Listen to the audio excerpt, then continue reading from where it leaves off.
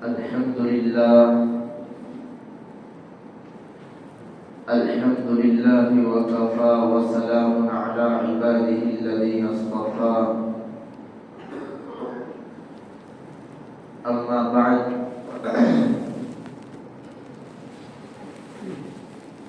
فأعوذ بالله من الشيطان الرجيم بسم الله الرحمن الرحيم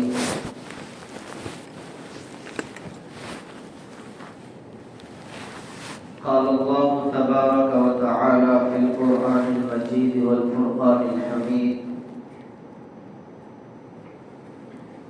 والذين يكنزون الذهب والفضة ولا ينفقونها في سبيل الله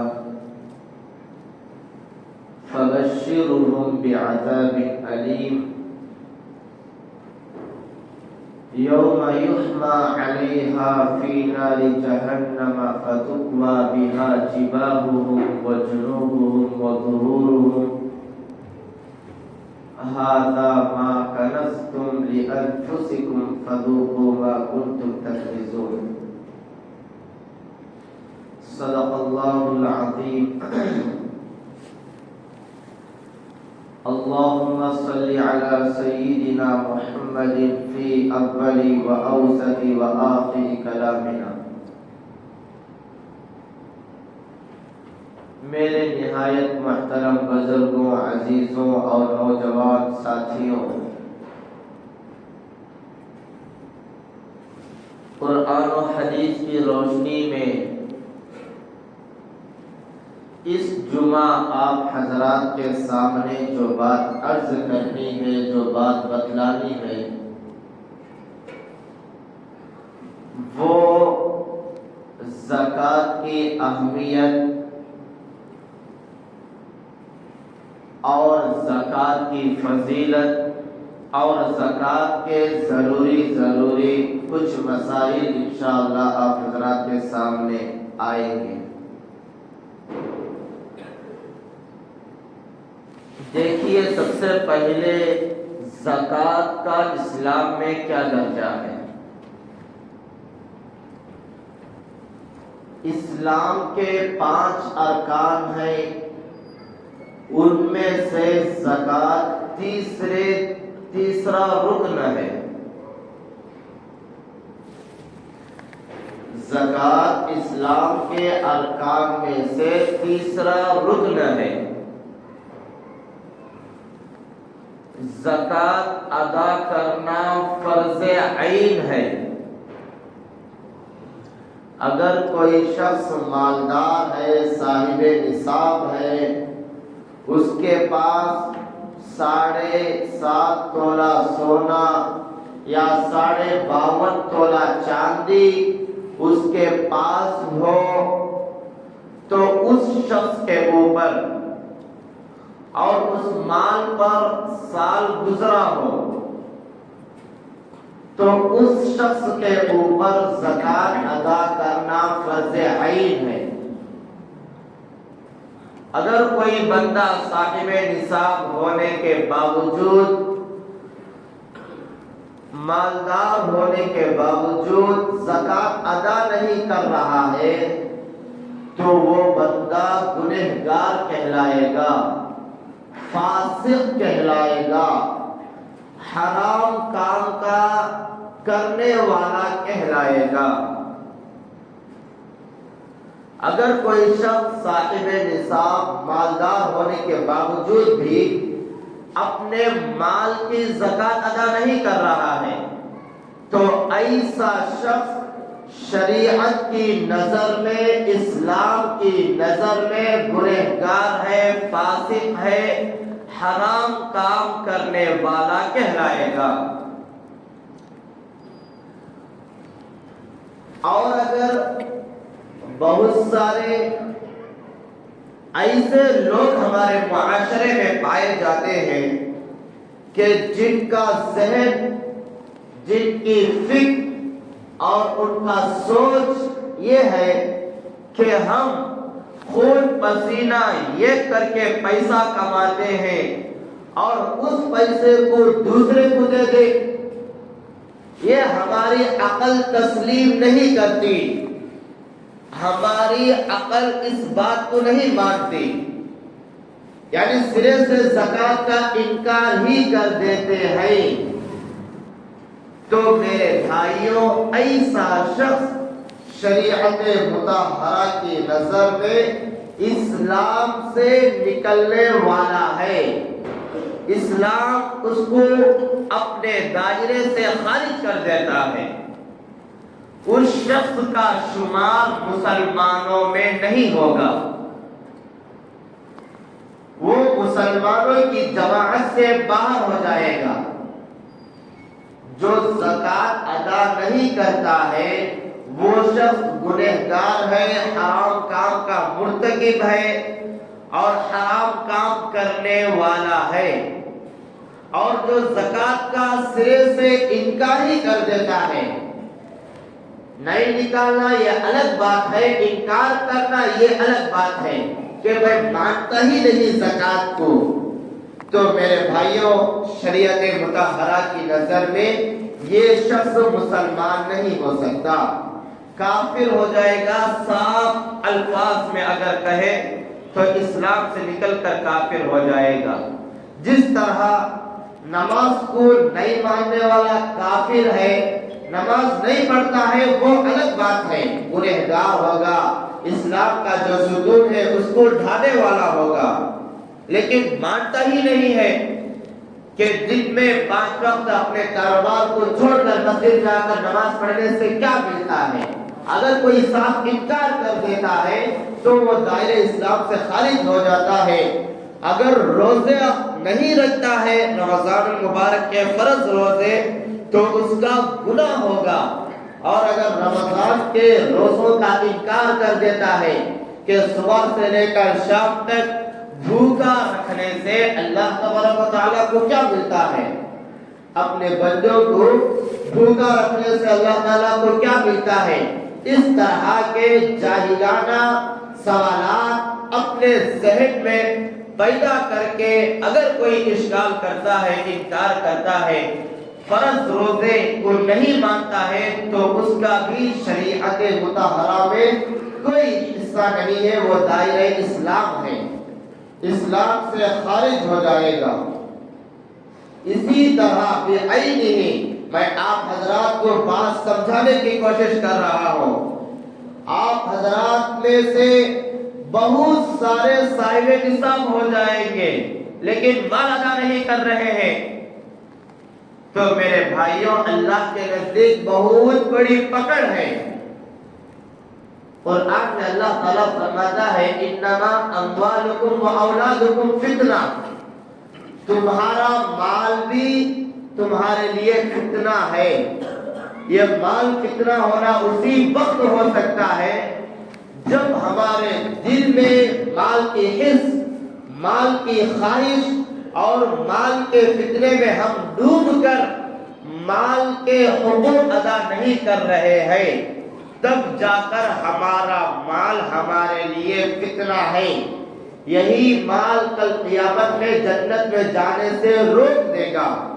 یہی مال کل قیامت میں ہم کو جہنم کا طوق پہنائے گا، یہی مال جو ہم کما رہے ہیں، جو خرچ کر رہے ہیں اور اس پر زکوٰۃ ادا نہیں دے رہے ہیں، اس کو پاک نہیں کر رہے ہیں، تو یہی مال کل قیامت میں گھسیٹ کر جہنم کی آگ میں پھینک دے گا۔ تو میرے بھائیوں میں آپ حضرات کو سمجھا رہا ہوں کہ زکوٰۃ ہمارے میں سے بہت سارے مسلمانوں پر فرض ہو جائے گی، لیکن دل نہیں مانے گا، عقل نہیں مانے گی۔ ہم دل کے اور عقل کے غلام ہو چکے ہیں، جو بات شریعت کہتی ہے وہ ہمارے عقل میں آنا چاہیے، تب جا کر ہم اس پر عمل کرتے ہیں۔ اگر ہماری عقل میں نہیں آئی تو ہم عمل نہیں کرتے ہیں۔ یہ جاہلانہ قسم کے سوالات ہیں، جاہلانہ سوچ ہے۔ جو اسلام کہتا ہے وہ ہماری عقلوں میں آنا ضروری نہیں ہے۔ اسلام جو کہتا ہے آنکھ بند کر کے ہم اس کو فالو کرنا چاہیے، ہم اس پر عمل کرنا چاہیے، تبھی جا کر ہمارا اسلام محفوظ رہے گا، ہمارا ایمان محفوظ رہے گا۔ ہمارا ایمان اور اسلام اسی وقت محفوظ ہو سکتا ہے۔ تو میرے بھائیوں، جس شخص کے پاس، اور ایک بات آپ حضرات کے ذہنوں سے میں ایک بات نکالنا چاہتا ہوں، ہمارے معاشرے میں اور ہمارے ماحول میں خاص طور پر رمضان المبارک کا جو مہینہ آتا ہے، اس مہینے میں ہم حضرات زکوٰۃ نکالتے ہیں۔ ہمارے اوپر زکوٰۃ کب فرض ہوئی، کب فرض ہوئی، اس کا حساب و کتاب نہیں دیتے، بس ہم کو زکوٰۃ نکالنا ہے تو رمضان المبارک آنا ہے۔ اگر رمضان المبارک سے پہلے ہم مر کر اگر چلے گئے، میں آپ حضرات سے پوچھ رہا ہوں کہ رمضان المبارک آنا ہے تبھی ہم کو زکوٰۃ نکالنا ہے، رمضان المبارک آنے سے پہلے ہم مر کر چلے گئے تو کیا ہمارے مرنے کے بعد وہ مال ہمارا نہیں رہے گا؟ یہ پیسہ جو ہم نماز چھوڑ کر اللہ تعالیٰ کے عبادات کو چھوڑ کر ہم کما رہے ہیں، مرنے کے بعد یہ پیسہ بھی، ایک پیسے کے بھی ہم مالک نہیں ہیں۔ یاد رکھ لیجئے، اگر ہمارے معاشرے میں مرنے کے بعد جو نمک آٹا وغیرہ تقسیم کیا جاتا ہے، اگر یہ مردار کے مال سے تقسیم کیا جاتا ہے تو لینا حرام ہے، تو اس کا مال وہ نہیں رہا ہے۔ تو میرے بھائیوں، ایک کوڑی پیسے کا بھی مرنے والا مالک نہیں رہتا۔ تو بولنا یہ چاہ رہا ہوں، ہم اپنے مال کا مکمل حساب رکھنا چاہیے کہ ہمارا مال اسلامی مہینوں کے اعتبار سے، اسلامی کیلنڈر کے اعتبار سے، چاند کی تاریخ کے اعتبار سے ہمارے پاس مال کب آیا اور ہم کب صاحب نصاب ہوئے، مالدار کب ہوئے۔ شعبان المعظم میں، رمضان المبارک میں، شوال میں، ذی القعدہ میں، ذی الحجہ میں، سفر میں کب ہم مالدار ہوئے، کب ہمارے پاس 7.5 تولہ سونا آیا ہے اور کب 52.5 تولہ چاندی ہمارے پاس آیا ہے، حساب رکھنا چاہیے۔ اور جو مہینے میں آیا ہے اس مہینے سے، اس تاریخ سے، اس دن سے حساب رکھ لینا چاہیے کہ آئندہ آنے والا شعبان المعظم میں ہمارے اوپر زکوٰۃ فرض ہو جاتی ہے، تو شعبان میں ہی زکوٰۃ ادا کر دینا چاہیے۔ ہم شعبان سے رمضان میں ایک مہینہ جو لیٹ کرتے ہیں، تاخیر کرتے ہیں، اس کا گناہ ہمارے اوپر ہوگا، ہمارے نامہ اعمال میں اس کا گناہ لکھا جائے گا۔ ہمارے اوپر زکوٰۃ جنوری میں فرض ہوئی اور ہم اسے 2-3 مہینہ مارچ اپریل میں نکال رہے ہیں، جو 2-3 مہینہ غفلت سے ہم نہیں نکالے ہیں اور مال کو ناپاک کر کے جمع کر کے رکھا ہوا ہے، تو اس کا وبال ہمارے کندھوں کے اوپر، ہمارے نامہ اعمال میں جمع ہوگا۔ اب آپ حضرات کی طرف سے ایک سوال پیدا ہوگا کہ رمضان المبارک میں ایک فرض ادا کرنے سے دیگر مہینوں میں 70 فرض کا ثواب ملتا ہے، 1 روپیہ دینے سے 70 روپیہ کا ثواب ملتا ہے۔ تو میرے بھائیوں، یہ صرف رمضان المبارک میں جس کے اوپر زکوٰۃ فرض ہوئی، اگر وہ دیا تو اتنا ملے گا، اور دوسرے مہینے میں زکوٰۃ ہوئی اور ہم یہ اعمال کو دیکھ کر، فضیلت کو دیکھ کر ہم رمضان المبارک کے لیے تاخیر کر دیے ہیں، خدا نہ کرے اگر اس سے پہلے ہمارا انتقال ہو جائے تو سارا گناہ ہمارے اوپر ہوگا۔ تو اللہ تعالیٰ اجر دینے میں، نیکیاں دینے میں پیچھے نہیں ہٹتا ہے، پیچھے نہیں ہٹتا ہے۔ اس کی مثال میں آپ حضرات کو سمجھاتا ہوں۔ رمضان المبارک کا مہینہ ہے، ہم کتنے پانی میں ہیں، ہمارے نامہ اعمال میں کتنے گناہ ہیں، ہم سمجھ سکتے ہیں، ہمارے گریبانوں میں جھانک کر ہم دیکھ سکتے ہیں کہ یہ زمین کتنی روئے زمین ہے، اور آسمان، اس کے نیچے زمین سے لے کر آسمان تک جو خلا ہے، اتنے بھی اگر ہمارے گناہ ہو جائے، اتنے بھی ہمارے گناہ ہو جائے تو میرے بھائیوں، یہ گناہ محدود ہے،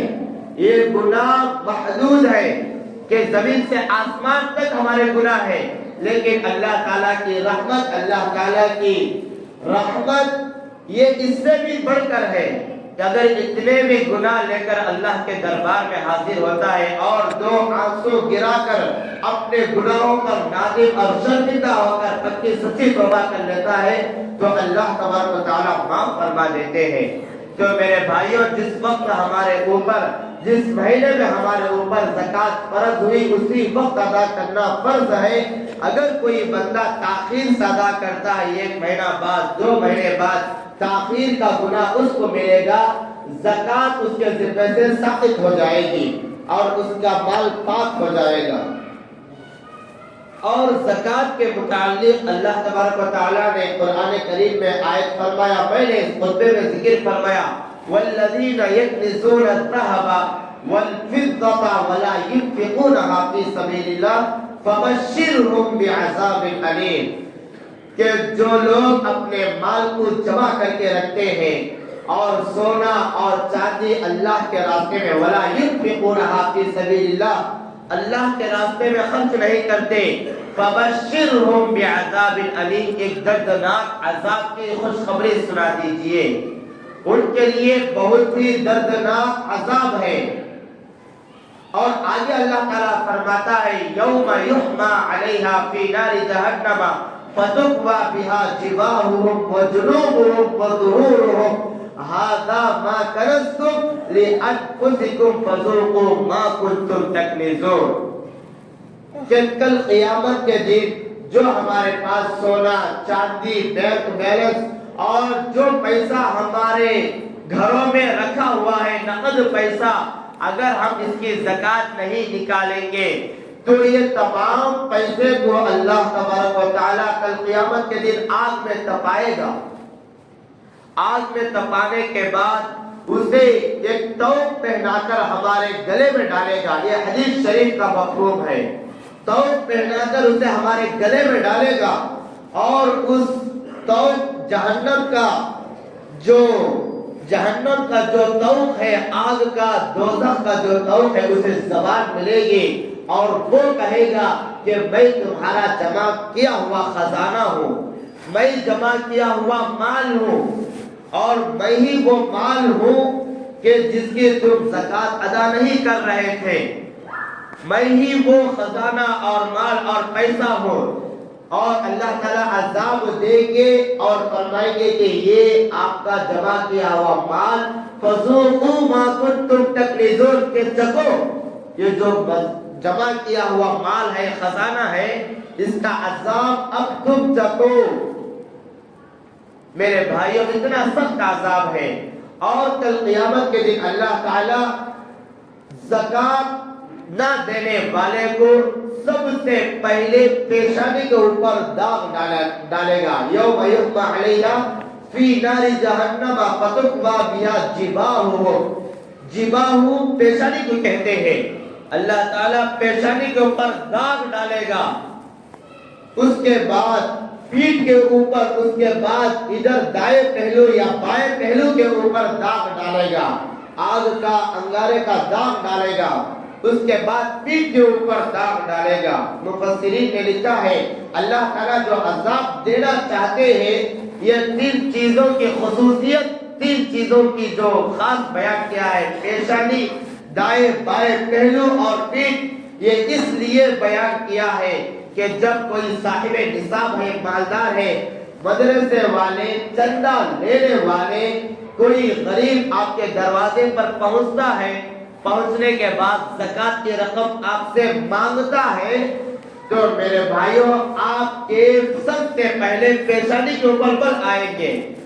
وہ غریب کو دیکھتے ہی آپ کی پیشانی اس طرح ہو جائے گی، پیشانی کے اوپر جو بل آتے ہیں، جو پیشانی بیزاری کا اظہار کرتی ہے، تو اللہ تبارک و تعالیٰ قیامت کے دن سب سے پہلے پیشانی کے اوپر داغ ڈالے گا۔ اس کے بعد ہم دیے خوش دلی سے نہیں دیے، اور اگر سینے سے دیے ہی نہیں تو ہم اس کے پاس پلٹ کر جو جاتے ہیں تو اس طرف سے پلٹتے ہیں یا اس طرف سے، دائیں یا بائیں طرف سے پلٹتے ہیں، تو میرے بھائیو اگر دائیں طرف سے پلٹ کر جائیں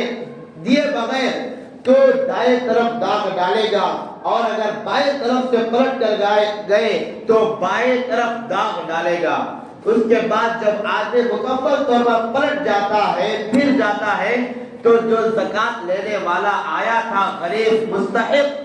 تو میرے بھائیوں اس کو کیا نظر آئے گی؟ تمہاری پیٹھ نظر آئے گی، پشت نظر آئے گی، اس کی طرف پشت کرتے ہوئے ہم جائیں گے، تو پیٹھ کے اوپر بھی پشت کے اوپر بھی اللہ تبارک و تعالیٰ داغ ڈالے گا۔ تو میرے بھائیوں زکات ادا نہیں کرنے والا، زکات نہ دینے والا سخت گنہگار ہے، اسلام کی نظر میں سخت گنہگار ہے۔ اگر ہم 3 سال سے 5 سال سے 10 سال سے اللہ تبارک و تعالیٰ نے ہم کو مال دیا ہوا ہے، لیکن 10 سال سے ہم زکات ادا نہیں کر رہے ہیں، تو آپ کے اوپر فرض ہے، ضروری ہے کہ 10 سال کا حساب کر کے زکات ادا کریں، چاہے وہ کتنی بھی بڑی رقم ہو۔ وہ رقم دینے سے آپ کے دل پر، آپ کا دل دکھی نہیں ہونا چاہیے، آپ کا دل شکنی نہیں ہونا چاہیے، اور درد دل سے نہیں دینا چاہیے، خوش دلی سے دینا چاہیے۔ جو زکات دیتے ہیں یہ ہم اپنے مال کو پاک کر رہے ہیں اور اسے پیور حلال بنا رہے ہیں۔ اگر زکات دیے بغیر، میرے بھائیوں ہمارے پاس مثال کے طور پر 10 لاکھ روپیہ پیسہ ہے اور اس میں سے 50,000 زکات بیٹھتی ہے، اور ہم سال میں زکات ادا نہیں کیے 50,000،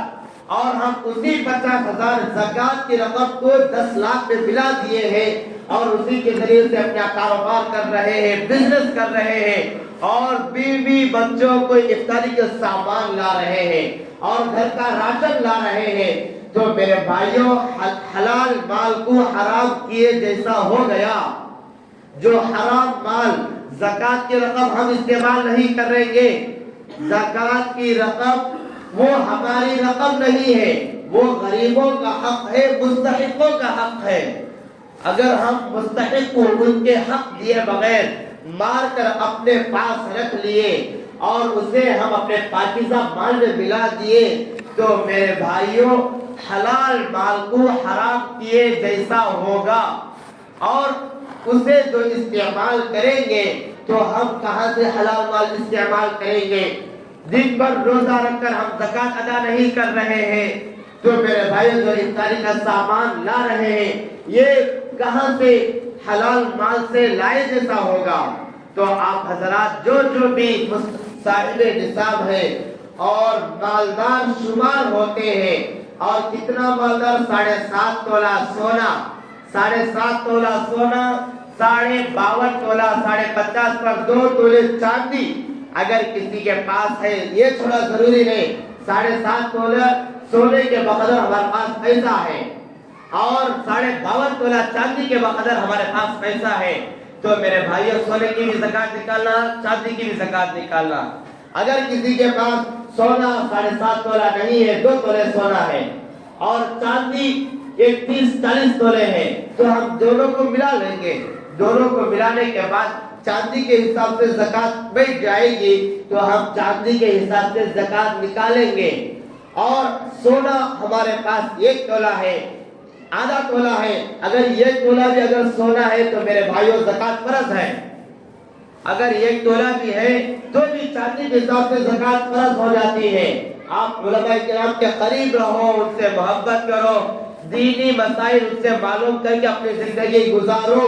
فتنوں کا دور چل رہا ہے، علماء سے دوری ایمان کا خطرہ ہے،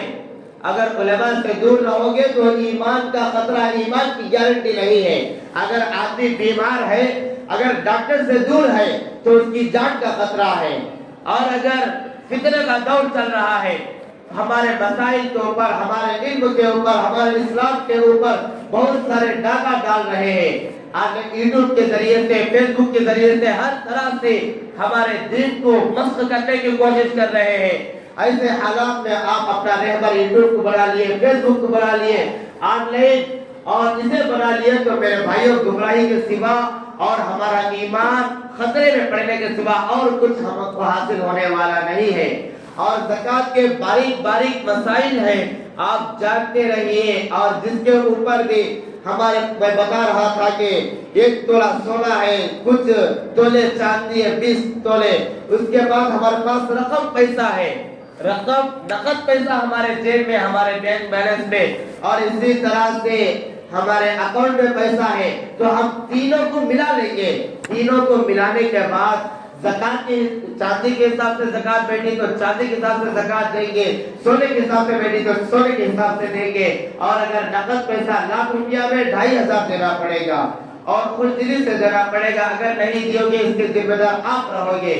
अल्लाह ताला से दुआ है कि अल्लाह ताला हम सबको अमल करने की तौफीक अता फरमाए और इस्लाम के मुताबिक अपनी जिंदगी को गुजारने की तौफीक अता फरमाए।